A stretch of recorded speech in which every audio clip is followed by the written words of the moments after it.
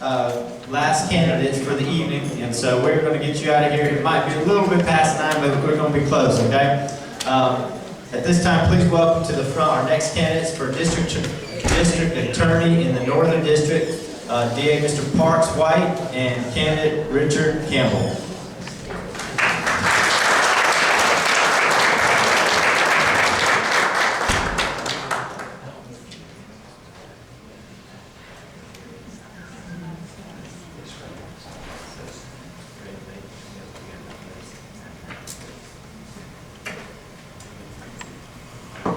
All right, gentlemen.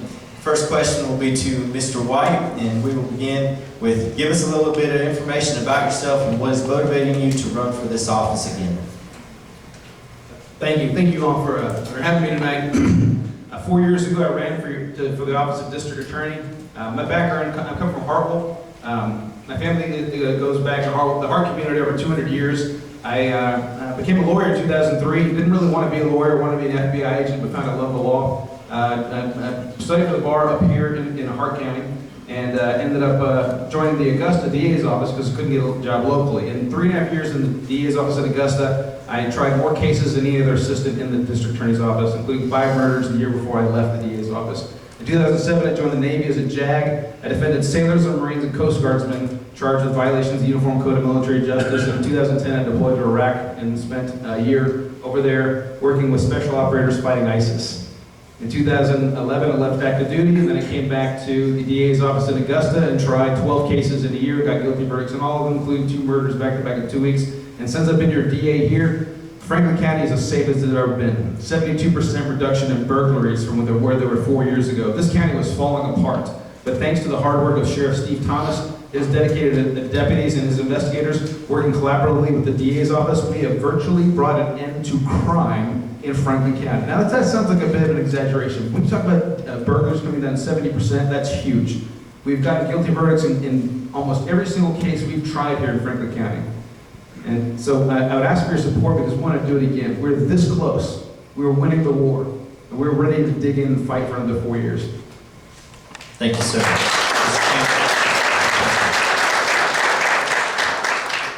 My name is Richard Campbell. I have been a part of the Northern Judicial Circuit since 1983. I live in the Upper County community with my wife, and I raised my children, my 3 sons in this community. And as a matter of fact, all 3 of my sons played against Franklin County in some kind of sport. Now, I moved to Elberton in 1989 and began the private practice of law. Prior to that, I was a clerk on the Supreme Court of Georgia. I clerked for Justice George T. Smith. And some of y'all may remember George T.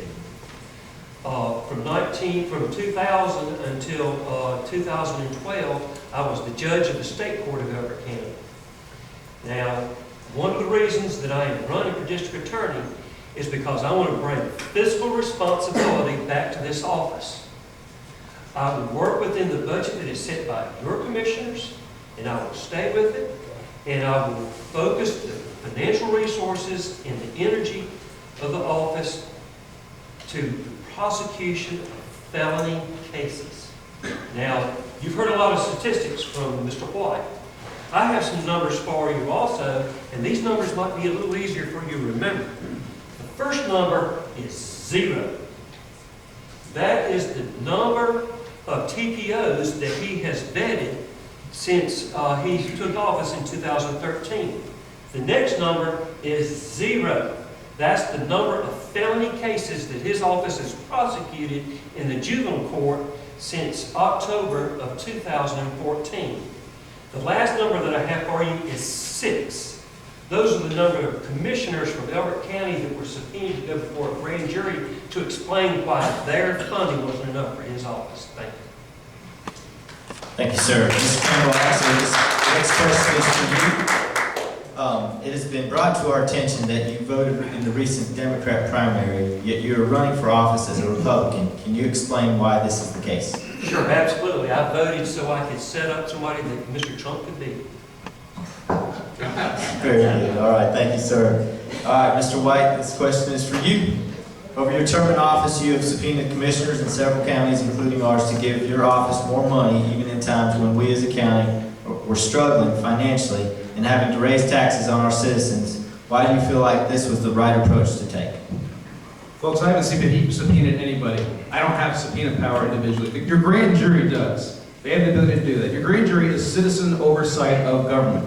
Okay, now in general, commissioners run for re-election every 4 years, but the people don't really get to have an opportunity to see the inside of their office and what they do. That's what the grand jury does. They have the opportunity to demand an accounting of public books and records and why they're giving, say, 3 times as much money to the public defender's office, $400,000+, as they provide to the DA's office, $140,000. So if the grand jury wants to know these things, they have the ability to subpoena the commissioners, and they have. And we allow them, we afford them that opportunity because we tell them they can bring in anybody they want. If they want to corner there, if they want to come to my office and look at it, they can do that too. That's their power. They have that ability. Thank you, sir. All right, Mr. Campbell, this question is for you. One of the biggest problems facing our counties and nation is repeat offenders. How would you attack this problem? One of the things that I found when I was the judge, where it's most likely to happen is for somebody on probation. And that's why you have to revoke probation, be firm and stern with probation. You've already given them a chance. They have a probated sentence. You've given them a chance. But the second time, no. That's when you can become firm, stern, and that's when you incarcerate is when they revoke their probation. And that's how you stop repeat offenders. Mr. White, what would you say you are most proud of during your time as DA, and why do you think you deserve another term?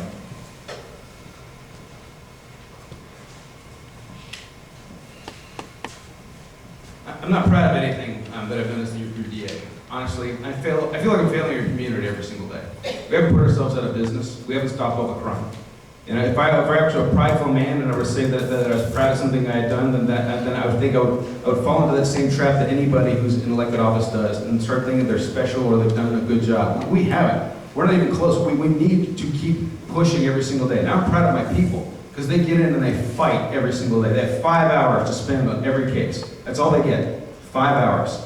And yet they tear it up every day. They're fighting for you and putting really bad people in prison for a very long period of time. Thank you. I do find it a little unique that these guys take less time to answer questions than anybody else we've had. They're both attorneys. I mean, that's unusual. So, all right, Mr. Campbell, this question is for you. What is your biggest criticism of our current district attorney, and why are you a better choice for the citizens of Franklin County? Number one, to be fiscally responsible. He came into office in 2013. The budget was about $119,000. His current budget now is $140,000. So he hasn't stayed within his budget. He has kept going back and back and back and asking for more and more money and staff. And when they say no, he becomes combative with them. The second thing is his combative nature. And that is, if you try to discuss a case with him, you're met with confrontation. Sit down with the attorneys, work the cases out, and the system will move quicker. There is, in fact, a larger backlog of felony cases in the Elbert Superior Court now than there was at the end of 2012 when Bob Lavender's term ended. Thank you very much. Thank you, sir. Mr. White. I'm sorry, you're going to answer. That's a lie. Okay, that's a flat-out lie. You want to see the numbers? I have them right here. The numbers are in my hand. They come from our system. They can't be manipulated or rigged in any way. The numbers in Upper County are the lowest they've ever been. We're almost done there. We're almost done in Oglethorpe County. We really wish that more cases would be put on the ready list for trial. But I tell you, do you want someone who's going to kowtow to defense attorneys and give them what they want defending you? If you have a family member, a loved one, your daughter has been abused by someone, do you want someone who's going to work it out with the defense? Or do you want someone who's going to get in and fight and try to eat the guts of the other guy every single day? Because that's what we're here for. We're not here to make friends with defense attorneys. We're not here to be friends with bondsmen or any member of the criminal defense bar. We're here to represent the work of law enforcement and do our best to put an end to crime and fight for you.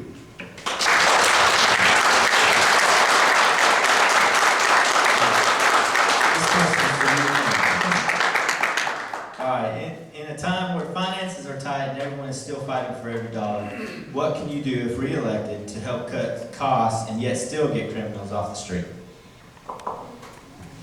We get 0.2 cents of every dollar collected locally from your taxes. 0.2 cents. If we could have a bake sale to fight crime, we would. We're not allowed to do that, unfortunately. The law says we can't use private funds.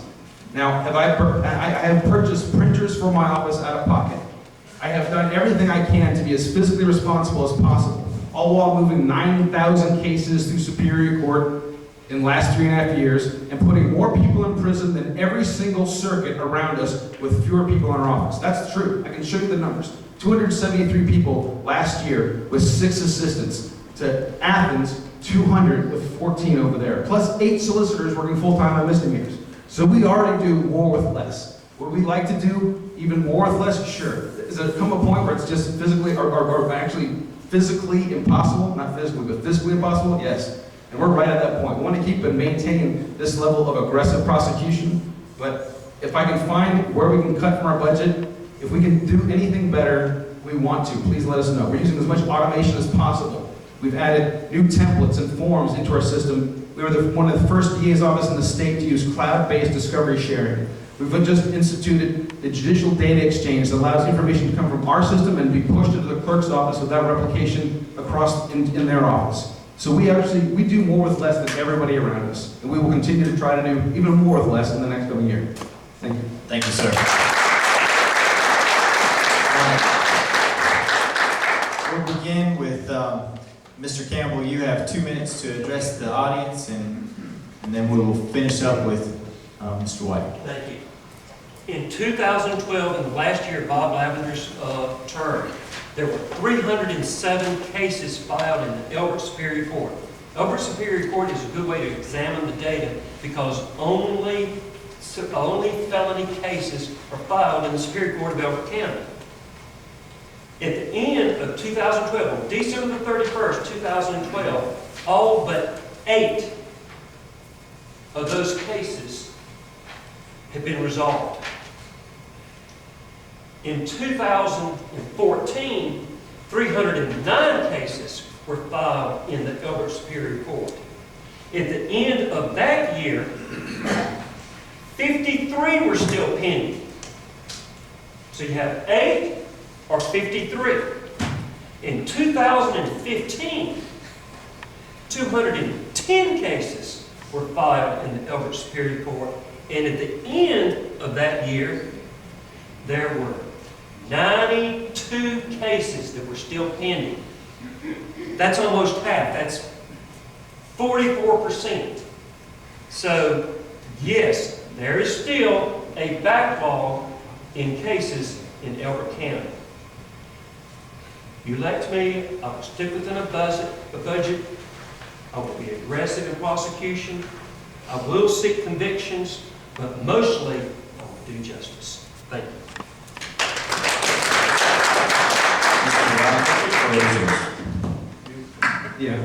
Once again, I have the numbers here. If you want to see the comparative stats between every other circuit around us, their number of staffing and the number we put in prison, we'll be glad to show them to you. Just come on up and we'll have a discussion about it. But I make less than the average first-year associate in an Atlanta law firm. I'm one of 9 district attorneys in the state of Georgia that does not receive a local supplement. Never asked for one dime for myself, and I will not ask for a dime for myself. But I'm asking for more resources for my people to do the job better, because it's an important job. Now, I want you to ask yourself why a failed lawyer whose partnership went out of business wants to make less than the average first-year associate in an Atlanta law firm. Because he needs a government job. Because that's how successful he's been at as an attorney in his 50s, is that he wants this job that pays that little because he can't do it on his own. I do this because I love public service. I've always been a public servant, and if you don't want me here again, I understand. And I'll go do it somewhere else. But I really like the chance to serve you once more, to dig in and fight once more for all of you, to try our best to put an end and to stop the people out there that would hurt you and your families. Thank you very much.